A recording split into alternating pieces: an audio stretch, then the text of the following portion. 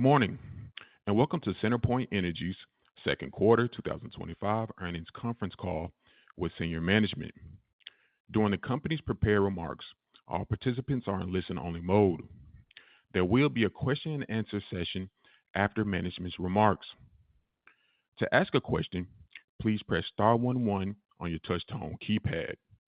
I will now turn the call over to Ben Vallejo, Director of Investor Relations. Mr. Vallejo?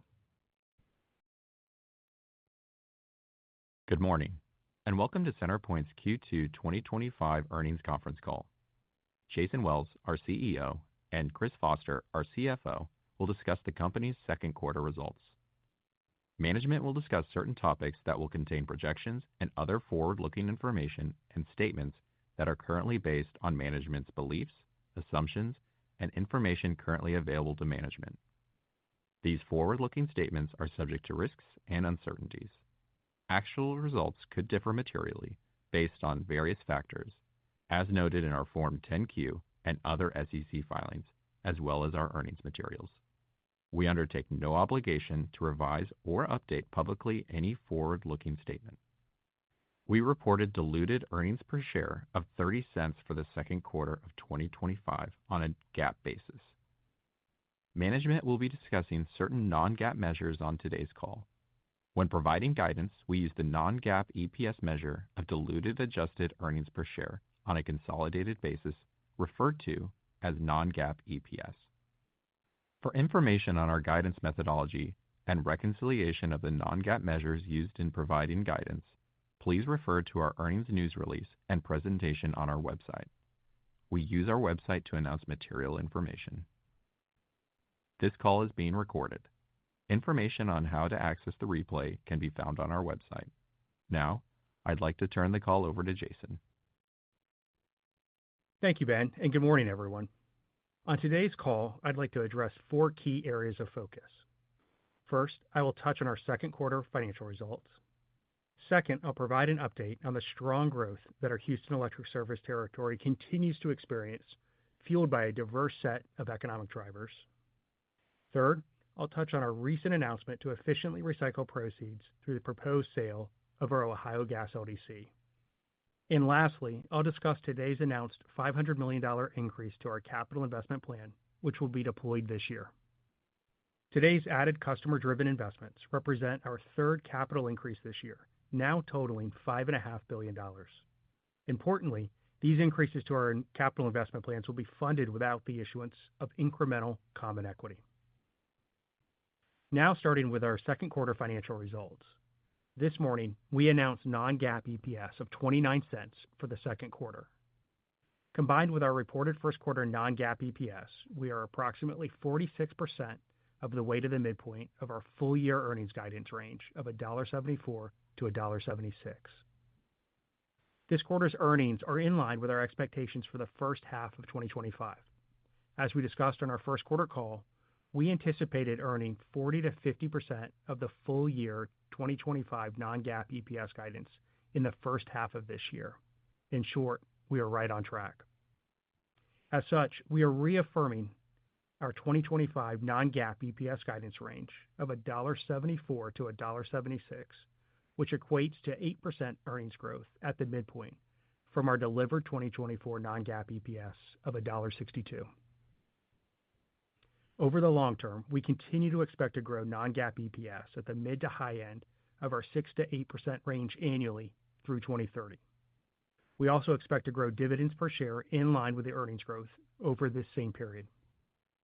Now, I want to provide an update on our strong load growth outlook for the Houston Electric service territory, which continues to be catalyzed by a discrete and diverse set of economic drivers. Over the previous 2 quarters, we have shared the drivers of the substantial growth opportunities ahead. By 2031 alone, we expect a forecasted peak load increase of 10 gigawatts, which represents a nearly 50% increase in peak demand on our system over the next 6 years. We have strong conviction in this forecast as we've made conservative assumptions related to the projects in our load interconnection queue. Notably, since our first quarter call, our load interconnection queue has grown by 6 gigawatts, or more than 12%. What differentiates this potential increase is that it continues to be propelled by a diverse set of drivers, including data centers, advanced manufacturing, energy development, and energy exports. Together with the 7-gigawatt increase we discussed on our first quarter call, this additional 6 gigawatts of growth results in a cumulative increase of over 30% to what we included in our ERCOT load filing we made earlier this year. At this time, we are not formally increasing our load forecast above the nearly 50% growth target by the end of the decade. However, these positive trends in customer demand only serve to reinforce our confidence in our load growth forecasts.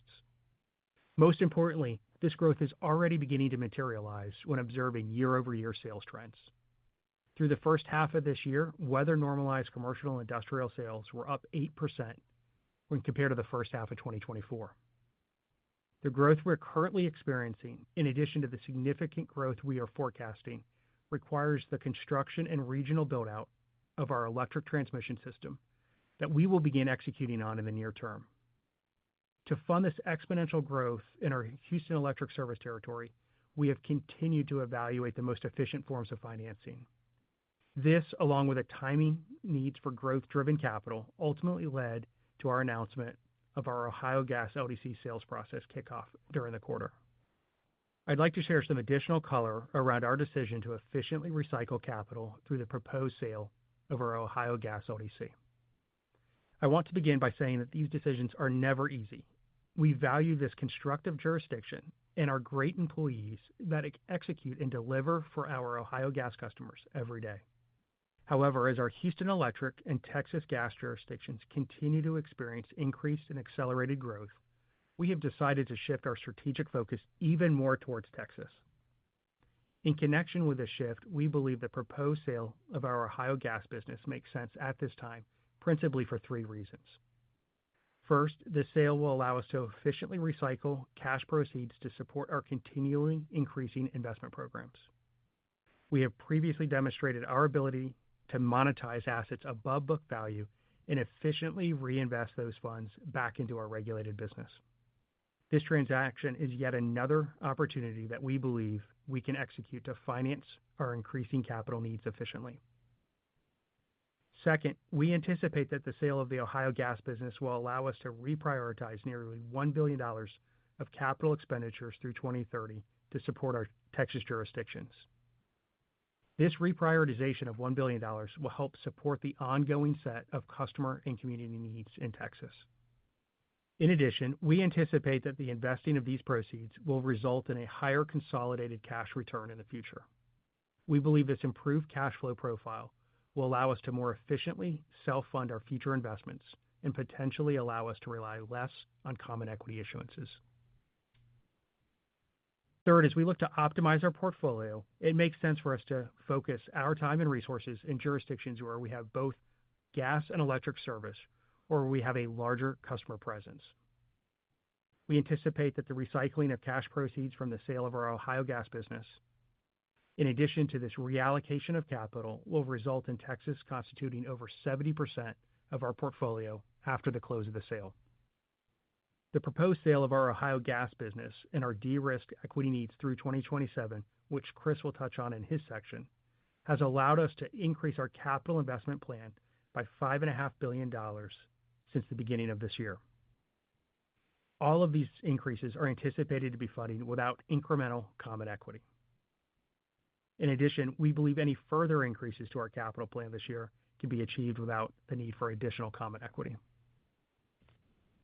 I now want to discuss the $500 million increase to our 2025 capital investment plan, which, as I mentioned, is on top of the $5 billion of increases already announced this year. The $500 million increase announced today will be invested in 2025 as we continue to make targeted system enhancements for the benefit of our customers. This increased capital investment will also help partially offset the loss of Ohio investments upon the closing of the sale. As I discussed earlier, our forecasted load growth will necessitate significant investments in our transmission system in both the near and longer term. To address these forecasted needs, we are taking a leading role with peer utilities in ERCOT to advance the key planning studies and proposed projects that will help us enable the tremendous economic development in the eastern part of Texas. Through our own work with ERCOT's regional planning group, in addition to our own internal work, we have identified approximately 200 projects that we will look to execute over the next 10 years. We believe we are well positioned to execute these projects over this relatively short period of time. Unlike many other transmission systems, we have a significant number of brownfield opportunities where existing transmission structures are already in place, reducing construction costs and increasing speed to energization. Although we've already significantly increased our capital investment plan this year, with our plan now at $53 billion through 2030, we have three significant investment drivers outside of electric transmission that continue to reinforce an upward bias to our capital investment plan. The first of these opportunities is related to furthering our resiliency-based work as we aspire to be the most resilient coastal grid in the country. Over the last 12 months, we've made targeted system improvements through our Greater Houston Resiliency Initiative, which have already yielded improved outcomes for our customers. Notably, through May of this year, the average duration of outages our Houston Electric customers experience has gone down by nearly half as compared to the comparable period in 2024. This is a significant improvement, and we are proud of our teams and our field crews' focus in executing on our system automation strategy and pole replacement program at such an accelerated pace. However, we know there's still more work to be done. With this in mind, we still see incremental resiliency capital investment opportunities through the end of the decade that go well beyond our current system resiliency plan, which will likely run through 2028. Chris will discuss the progress we've made on our current related regulatory filings in this section. The second driver of incremental capital investments I want to highlight is related to the revitalization of downtown Houston, which our plan does not currently include. This work will require substantial investments to support both growth and modernization of our underground electric system and our substations that support the downtown area, as the city is in the process of undertaking a very exciting set of infrastructure plans to dramatically change the downtown landscape. The third driver of potential incremental investments is in our Texas gas service territory that we've previously mentioned on our first quarter call. This relates to the opportunity to build a high-pressure distribution system in our Texas gas business, which currently relies on a series of contracts that are more costly for customers to move our owned gas throughout the greater Houston region. We're excited to share more about these capital investment opportunities later in the third quarter when we plan to provide a new comprehensive 10-year plan. We continue to believe that we have one of the most tangible long-term growth plans in the industry. The growth our businesses have continued to experience has resulted in $5.5 billion of increased capital investment so far this year, including the $500 million increase we announced this quarter. Even with these announced increases, we believe there is still further upside to our capital investment plan that runs through 2030. Our ability to efficiently fund our plan has allowed us to take our capital investment plan from $47.5 billion at the end of 2024 to $53 billion without introducing additional common equity. In addition, we have de-risked our modest common equity needs through 2027 through executing a forward sale of our common equity earlier in the second quarter. We believe we are well positioned with tailwinds exceeding headwinds, and we are excited to share a refreshed comprehensive 10-year plan by the end of the third quarter of this year. And with that, I'll hand it over to Chris. Thanks, Jason. This morning, I plan to cover 4 areas of focus. First, the details of our second quarter results. Second, I'll touch on our regulatory progress through the first half of this year, including our recently announced proposed settlement in our Ohio gas rate case. Third, I'll discuss our progress on the execution of our 2025 capital investment plan, including our $500 million increase, bringing our 10-year plan to $53 billion, which we will fund without issuing incremental common equity. And finally, I'll provide an update on where we ended the second quarter with respect to the balance sheet, and how we're thinking about the future financing of our capital investments in light of the proposed sale of our Ohio gas LDC. Let's now move to the financial results shown on slide 8. On a GAAP EPS basis, we reported 30 cents for the second quarter of 2025. On a non-GAAP basis, we reported 29 cents for the second quarter of 2025, compared to 36 cents in the second quarter of 2024. Our non-GAAP EPS results for the second quarter remove the impacts from the sale of the Louisiana and Mississippi gas LDCs. As Jason alluded to, and as we discussed on our first quarter earnings call, we anticipated a more back-weighted shape to our 2025 earnings profile this year.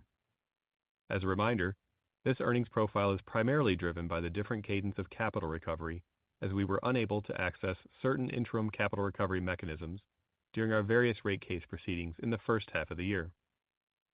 Slide 9 depicts our expectations for the remainder of the year.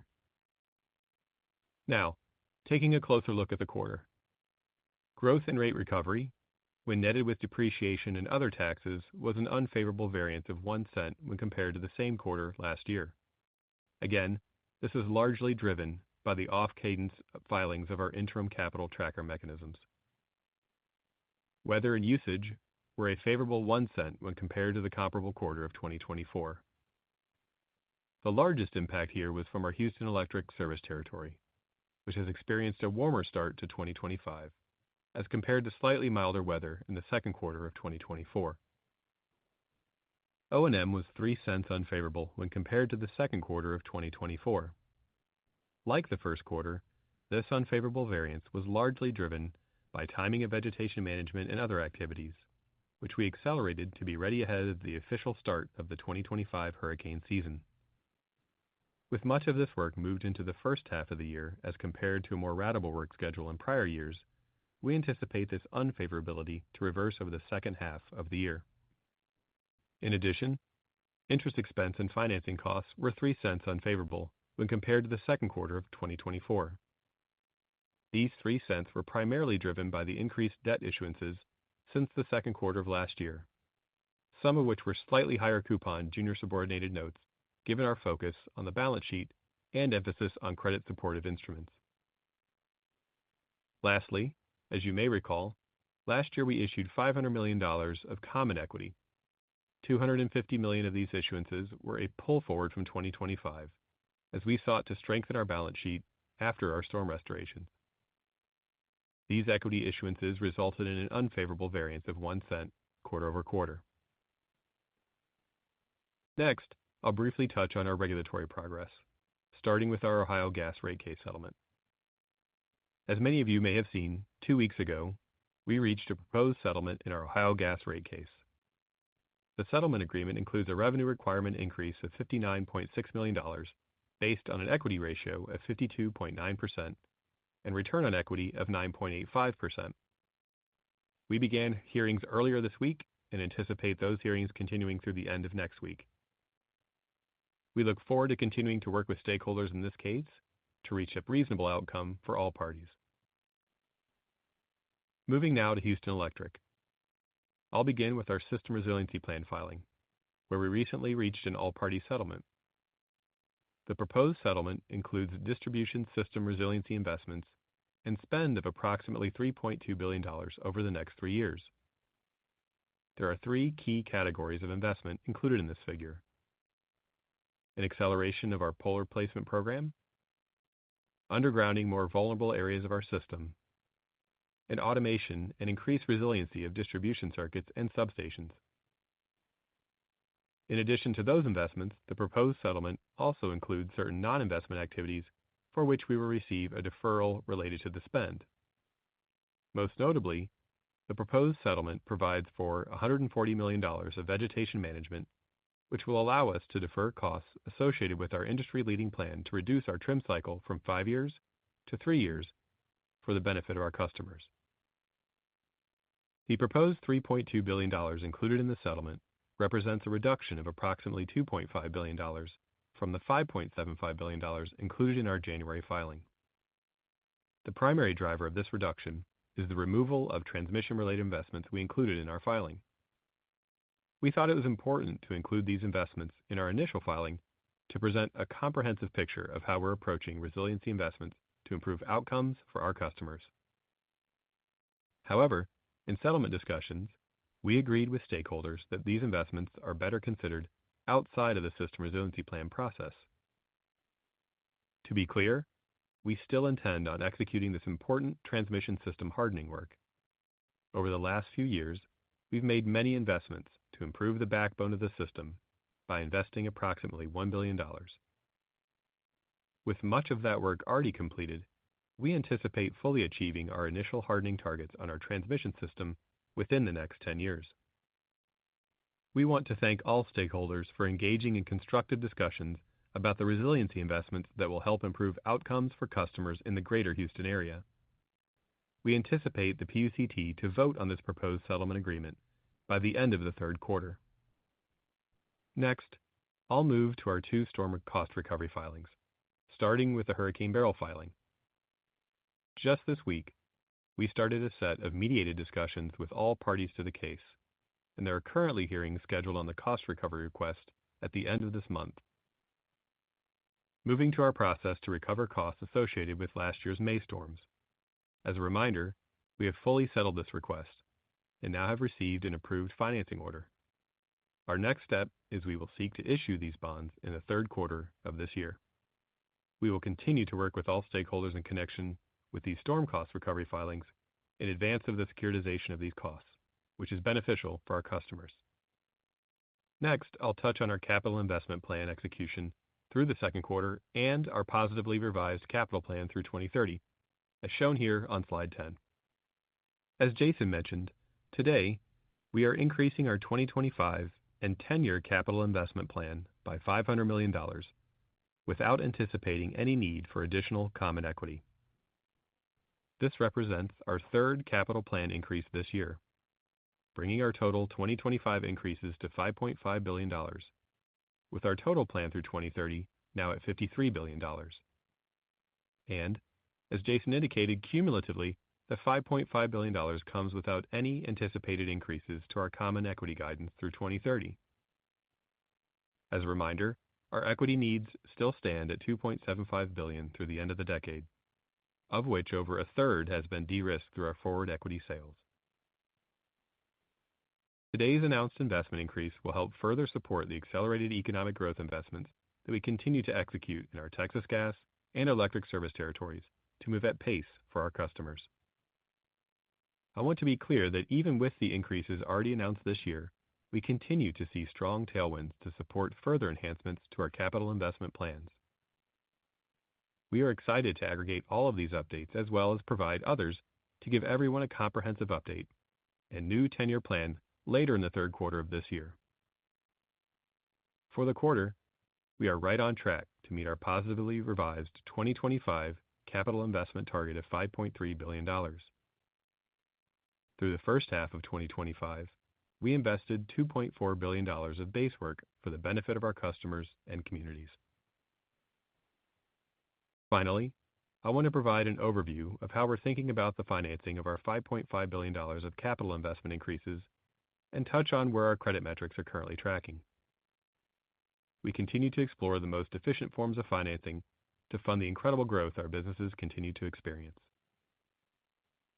During the quarter, we made significant strides toward both addressing and de-risking our future equity financing plans.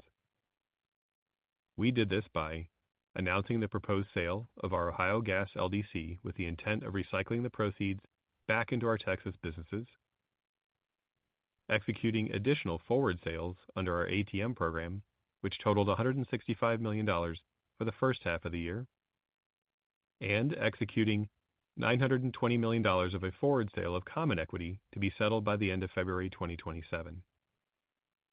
As Jason highlighted, we have made a strategic decision to allocate more capital to our high-growth businesses in Texas and recycle capital through the proposed sale of our Ohio Gas LDC business. The proceeds from this transaction are intended to support the funding of the $5.5 billion increases we have already announced this year. With additional progress in our Ohio rate case proceeding, we anticipate having a transaction signed by the end of the year, with a closing expected by the end of next year. I want to be clear that we view this transaction similarly to the others we have executed. This sale will not result in making a downward revision in our earnings guidance. Today's announced $500 million increase to the 2025 capital plan will help partially offset the investments we have made previously in our Ohio gas business. In addition to the announcement related to our Ohio gas business, we were able to de-risk our planned equity issuances for 2026 and 2027 through forward sales of our common equity. And with the execution of $165 million of forward sales under our ATM program and $920 million through our block transaction, we have been able to satisfy our anticipated common equity needs for both 26 and 2027. Now, moving to an update on our credit metrics.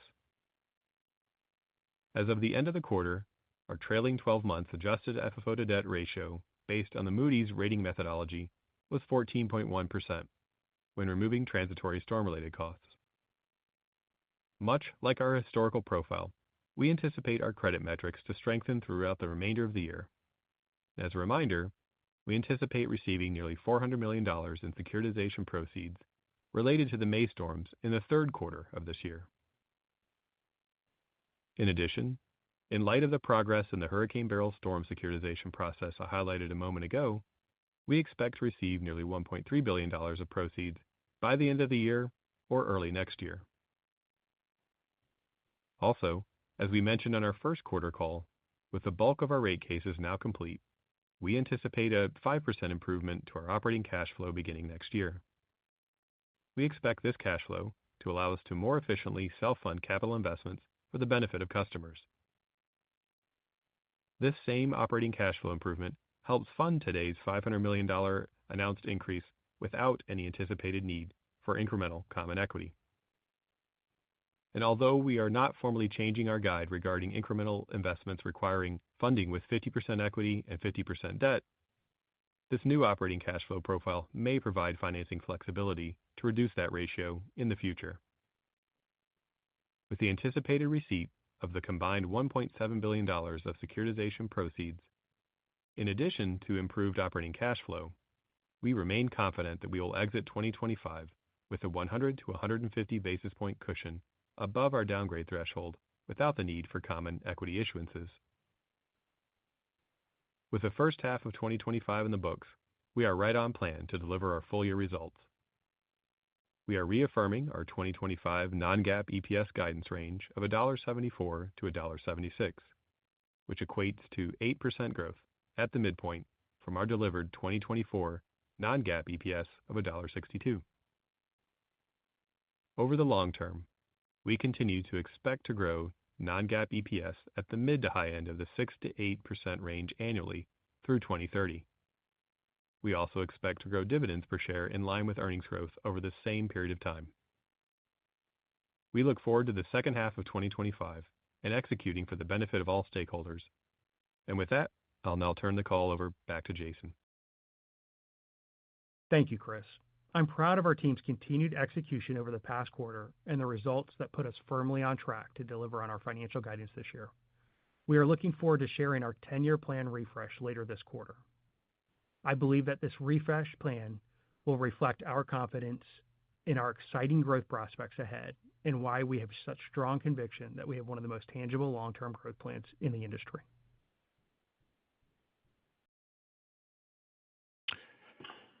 At this time, we will begin taking questions.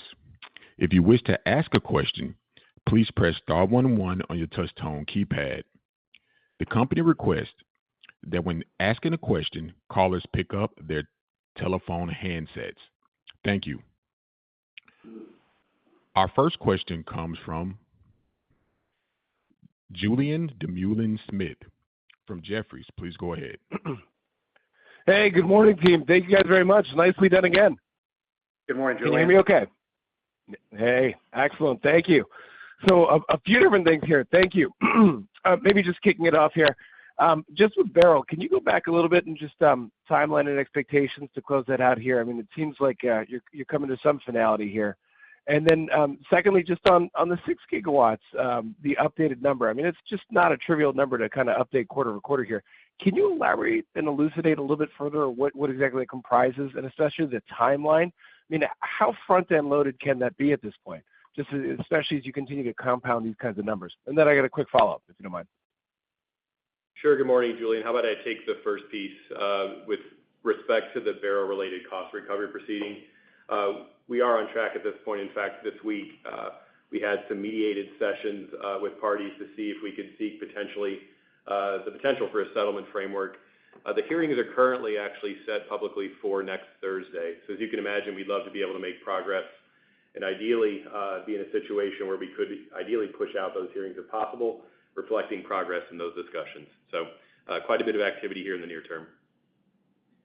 Hey, Julian, this is Jason. Hey, thanks for the question on the interconnection load growth. The 6 gigawatts we referenced this quarter, as you said, is not trivial at all. What I think is really unique and what we try to highlight is the diverse set of drivers that are driving that increase. What I would say is probably about 2/3 of that increase relates to data center activity. The other 1/3 I would put more in the camp of advanced manufacturing, energy exports, and life sciences. You know, in terms of the demand or the timing of that demand, you know, these customers are really looking for interconnections sort of late 26, 27, and 28. So this is sort of relatively near term. I think thankfully we've got excess capacity on our system. You know, we've built our transmission system, our substations, where we can move quickly to address, you know, these interconnection requests. And I think that is just creating a great set of conditions where we continue to see increases in, you know, the interconnection queue quarter after quarter. So we're looking to move quickly to address these new demands. Excellent. Thank you. And then if I may, just a quick question here on the adjustment for the quarter with the mobile gen here. How long do you expect that to remain a drag there? Just, you know, given the dynamics here on those assets over time, just to understand the drag that you're currently booking here. How long is that going to remain the case in terms of a drag? Yeah, you know, this is a reflection of the transaction we announced where, you know, we've effectively contributed these assets to San Antonio for free through no later than spring of 27, could be as early as fall of 26. And so we'd see a drag in earnings over that period of time. And then as we've talked about, the market for these assets has doubled, and we intend to remarket them as soon as they free up. So again, as early as fall of 26, no later than the spring of 27, these will flip to be a tailwind for the company. Excellent. All right, guys, I'll leave it there. Lots more to ask. All right, all the best. All right, see you soon. Thank you. Our next question comes from Nick Campanella from Barclays. Please go ahead. Hey, thanks for taking my questions and for the updates. Just a question on the capital. You know, it seems like you're well positioned on the system to connect the 6 gigs right away. But you're highlighting a lot of other tailwinds that are not in the plan. And is this going to be more skewed towards the 10-year kind of plan, or do you see a lot of this kind of falling into the 5-year plan? And then I just wanted to kind of clarify the comments from Chris at the end with the 50/50 funding. Do you still see the ability in the 5-year plan to fund with less equity? Thanks. Hey, good morning, Nick, and appreciate the questions. You know, look, from a capital standpoint, I really think we were trying to emphasize 2 points here. I think there is an upward bias towards CapEx through the remainder of this decade. There is still opportunity based on the capital investment opportunities, you know, outlined in our prepared remarks. The second point that we are trying to highlight, and will be much clearer as we roll out our new 10-year plan, is the longevity of this spend. You know, we continue to see this capital investment opportunity drive significant capital investment well into the next decade. And so there's still, in short, more opportunity here through the remainder of this decade and then extending well into the next. Maybe if I could build on the second one, Nick, in short, what I was pointing to was that as we look to the third quarter update that we'd be providing in particular, and again, that's a third quarter update that would not be on our third quarter call. It'd be de-linked from that in the calendar third quarter.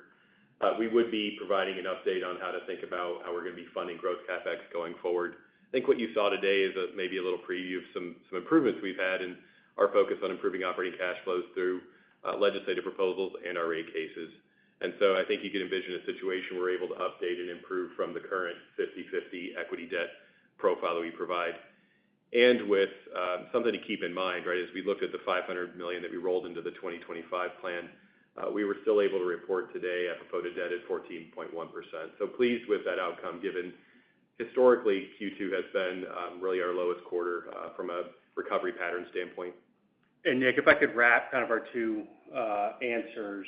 In my prepared remarks, I alluded to one, sort of an upward bias in CapEx for the remainder of the decade, and two, I do think we have the ability to fund incremental CapEx this decade without any additional common equity. Okay. Thank you for the clarification. I appreciate that. And then just, as you're getting into the later innings of this Beryl proceeding, the agencies are still on negative outlook, and just, is there anything else that they're kind of communicating to you that they're looking for now that your metrics are starting to get back into that range?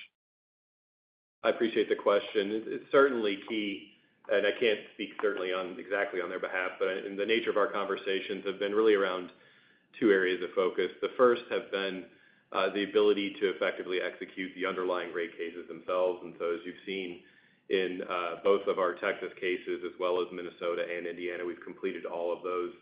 The second key area of focus has been the cost recovery filings themselves, both for the May storms or the derecho event, as well as Beryl. We have now fully completed, as I mentioned, the derecho-related or May storms process. We'll be in a position to execute that securitization here in the calendar third quarter, so we're definitely on track there. And I do believe that they are closely watching the Beryl outcome. And again, as I mentioned, I think where we are at this point is a place where we do see a path to have very constructive conversations here in the coming days. And so I think that could ideally position us well for the agencies to revisit that time frame, because really the key step in the process is the cost recovery prudency step. After that, it's a very straightforward process for executing the financing order and then the securitization itself later this year. All right. Hey, thanks for the time. Appreciate it. Thank you. Our next question comes from Jeremy Tonet from J.P. Morgan Securities. Please go ahead. Hi, good morning. Good morning, Jeremy. Just a couple quick ones for me. Has the finalization of SB 6 impacted inbound interconnection interest in any fashion at this point? No, I wouldn't say it's changed at all the velocity of the interconnection request. I do think that there are questions around, still where the cost allocation potential changes may go, but I think there are many other drivers that continue to support these load interconnection requests, so they continue at an accelerated pace. Got it. Thank you for that. And then was just wondering, you talked a little bit about Houston revitalization work, and just wondering if you could expand a bit more, I guess, on how this aligns with, city efforts, priorities here going forward. Yeah, no, thanks for the question. This is an exciting time for downtown Houston. This has been a project that's been in the works for decades. We've received the federal funding to effectively bury the interstate system that effectively circles the downtown area and isolates it from the rest of the greater Houston region. By doing so, it frees up a significant portion of land that will be used to redevelop parks, more mixed-use space. It's just an incredibly exciting time. But with all of that construction work, it gives us an opportunity, as the roads are torn up, to replace the underground network here in the downtown. There are a couple of substations that we've alluded to that will need to be moved to help facilitate some of this redevelopment effort. We will build those to a modern indoor gas-insulated substation design standard. And so I just think it's an incredible time to be a partner with the city to help with what will be an exciting transformation of the downtown here in Houston. Got it. Thanks for that. Just a last quick one, if I could. And if I think about, all this, CapEx coming into plan without equity, it seems like that would drive upward pressure to the CAGR here, or are there any other components of the equation that I'm not appreciating at this point? I appreciate the question, and look, as we continue to reiterate, there's more tailwinds than headwinds here. We've constructively resolved these rate cases. We've had, thankfully, some legislation that's helped reduce regulatory lag, which helps us, more efficiently invest for the benefit of our customers. Look, we'll update what that means from an earnings guidance standpoint here later in this calendar quarter, but certainly more tailwinds than we have headwinds. Understood. I'll leave it there. Thank you.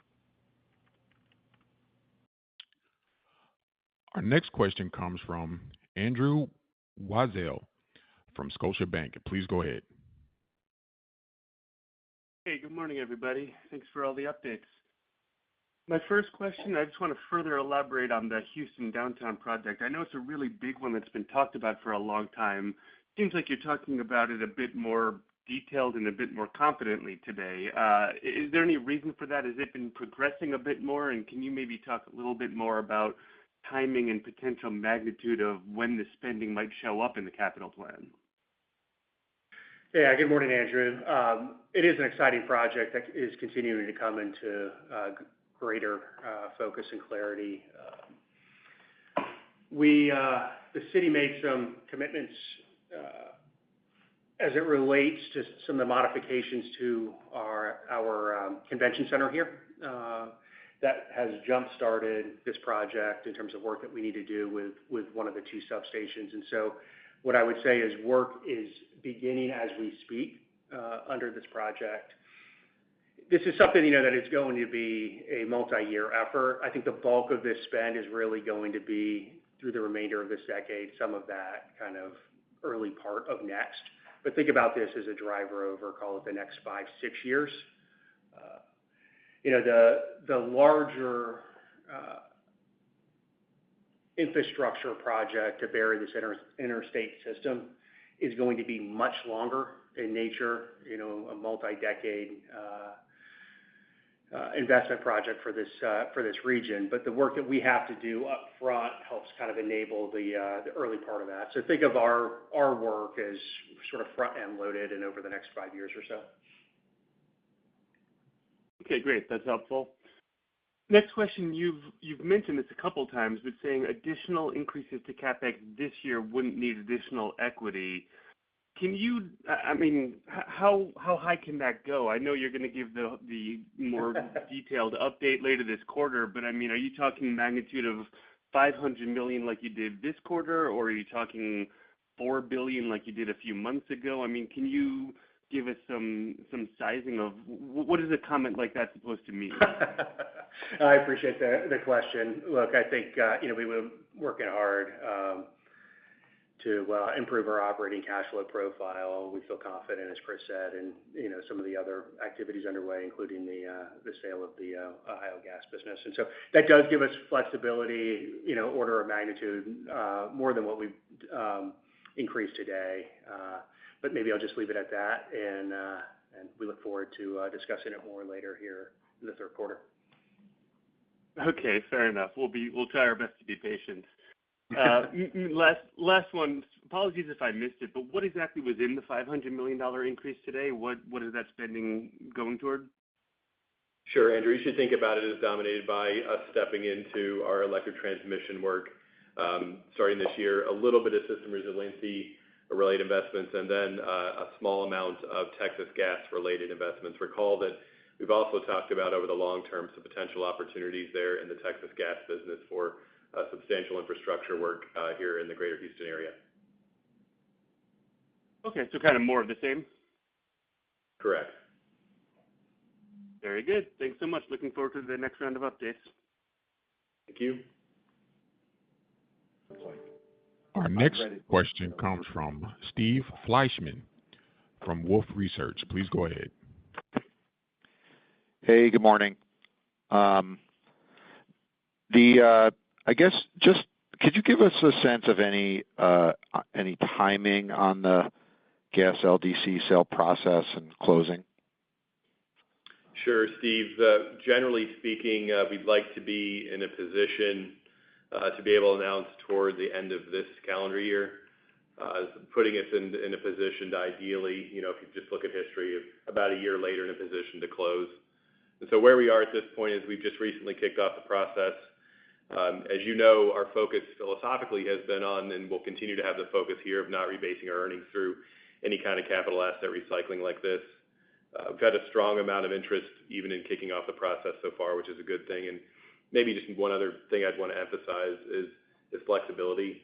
We want to be flexible for counterparties in terms of where their interest lies relative to where the expertise is they bring to kind of an operating and management team as we go. And so good progress so far, but ideally putting ourselves in a position to be able to announce more toward the end of this year. Okay. And then one other area that you've talked in the past about as opportunity is data centers in Indiana. Is there anything to kind of update there? Yeah, good morning, Steve. We continue to have, I think, very productive conversations up in Indiana around potential new data center demand. Look, as we've stressed in previous calls, I think it's a really unique situation up there that is candidly I think very compelling for a number of these data centers. It's abundant land, good access to water. On our system in particular, we have excess capacity that's available today. We're commissioning as we speak a simple cycle plant that has been designed and built to be converted to CCGT if needed. And so there's a clear pathway to significant electric capacity. So it continues to be a series of active discussions in that region as well. Okay. Thank you. Thank you. Our next question comes from Bill Appicelli from UBS. Please go ahead. Hey, good morning. Just one question for me to clarify on the equity again. So the base plan is, the $2.75 billion of equity or equity-like, then plus the Ohio asset sale that you've highlighted, right? And then I think what you're communicating here is that additional capital beyond that, the target would be then to not have to issue additional equity. Is that correct? You've got it right, Bill. Maybe if I could just kind of step through it briefly. The simple way to think about it is that 275. What we've indicated is we were front-footed on equity, and so we've already de-risked a third of that, right? So you can go ahead and reduce by that amount. And then what Jason was emphasizing is we do see, even in the period now between now and the end of the decade, an additional upward bias on CapEx that we could fund without incremental common equity. Okay, and would that contemplate additional asset sales beyond Ohio? It would not. And so maybe if I can touch on that for you, if you look at the Ohio gas LDC sale, it was specifically intended to help us fund what is now a $5.5 billion total update that we provided this year. So you combine that with the operating cash flow improvement, which really came through the mix of legislative and regulatory outcomes, and it certainly helps our operating cash flow focus. Maybe just one simple example of that is if you looked at Indiana, for example, as you know, we have to basically hold back about 20% of our CapEx while we're out of a rate case. Well, we were out of a rate case for nearly 15 years there, right? So you can imagine now we've been able to catch up there, and maybe that's just one discrete example to help you see kind of how the operating cash flows have improved here. Okay, great. That's it for me. Thank you. Thank you. Our next question comes from Anthony Crowdell from Mizuho. Please go ahead. Hey, good morning, team. I maybe a third crack at it. I want to jump on Bill's question. Have you quantified what that optionality is for how much more additional CapEx you could absorb without having to either do, like Bill mentioned, an asset sale or additional equity, by the end of the decade? What's that balance sheet capacity that you have there? Good morning, Anthony. It's Jason. Hey, I appreciate the question. Look, we're not going to get any more specific. As I indicated, we're talking about something north of the CapEx increase that we announced today, so north of $500 million. After that, we haven't quantified the capacity, and so it's just part of the excitement that's building for the plan refresh that we intend to provide here later in the quarter. Great. And then I guess on operating cash flow, you just mentioned there's a 5% this is my question. Is it a 5% growth of operating cash flow, or it's a 5% improvement that the total operating cash flow growth is greater than the earnings per share growth? It's a 5% improvement in operating cash flows. So the actual operating cash flows increased by 300 basis points, which equates to a 5% increase in operating cash flows. Great. And then just lastly, you guys are very clear on the tough decision of selling Ohio and focusing where you have greater customers or, also maybe, greater growth. But how do you balance that with maybe, thicker equity layers and better ROEs? I guess it's a hard balance. I'm wondering if you maybe could shed some light on that. Ohio did provide maybe thicker equity layers. I forgot the settled return. I think it was like 9.7 or something. Like for other jurisdictions, maybe with greater growth but lower equity ratios. Yeah, we take a number of factors into it. From a financial standpoint, as we stressed here, it's an incredible business, but we see the recycling of these proceeds to enhance the earned cash returns of the consolidated enterprise.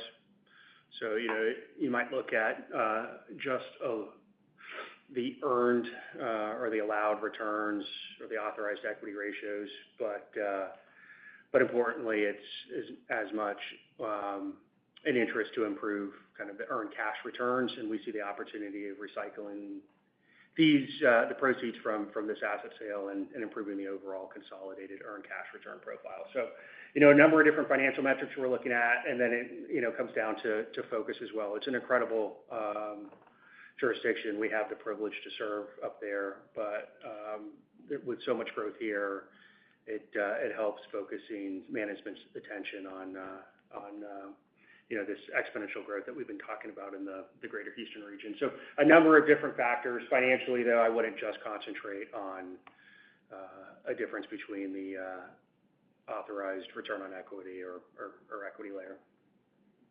Great. And will we see you in September? Or are we going to be virtual in September? Any clarity on early September, anything like that?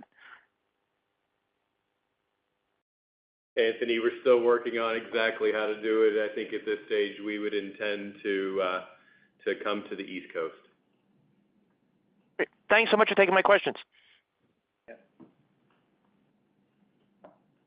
Our last question comes from Paul Fremont from Ladenburg Thalmann & Co. Please go ahead. Hi there. Congratulations on a really strong quarter. I guess my first question really is a follow-up of Jeremy's earlier question. With all of this spending, your plan is to update your EPS guidance later in the year. Is that the takeaway there? We will provide a full plan refresh, so the extension of that 10-year CapEx plan into the middle of the next decade, and then one of the resulting obviously impacts from that will be a discussion around the earnings power of the company. So it'll be a comprehensive financial update, CapEx, financing, earnings, all of it here at the end of the calendar third quarter. And then given sort of the large increases that we've seen in your spending plan between now and the third quarter, would you expect to provide any type of an update of your 25 through 29 spending, broken down by Houston Electric, Sigico, and your gas operations?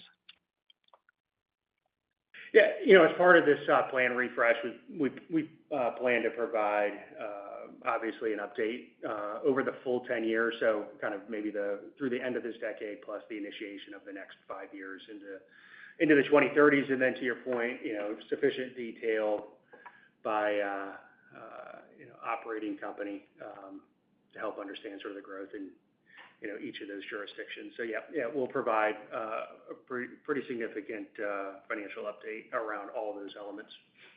Yeah, but I'm talking like between now and the third quarter update that you're talking about, any additional breakout of the 5 years under sort of the existing numbers. I wouldn't anticipate anything between now and the plan refresh. And then a couple of, I guess, house cleaning questions. The rate base for the Ohio subsidiary that you're selling? Sure, Paul. That's $1.5 billion as of the end of last year. And then and the tax base of that of the Ohio LDC? Obviously, at this point, reviewing what the tax implications would be there for any transaction, so tough to get into more detail today. Great. And one more question.